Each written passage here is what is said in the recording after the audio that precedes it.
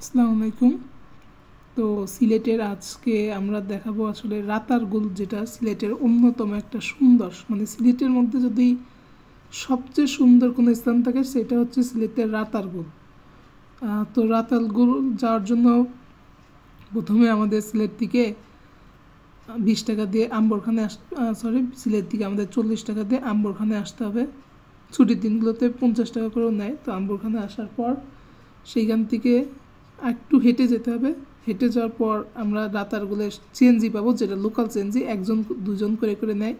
তো ওইখানে থেকে আপনাকে 50 টাকা নেবে রাতারগুল।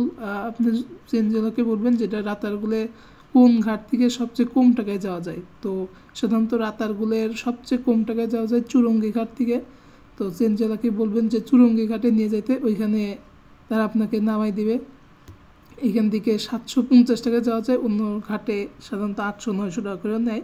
এবং আপনার জন প্রতি টিকিট পড়বে 49-47 অথবা 57 টাকা করে, এবং নৌকা ভাড়া 750। এক নৌকায় সর্বোচ্চ 6 জন যেতে পারবেন। তো এখানে অসাধারণ এটা একটা।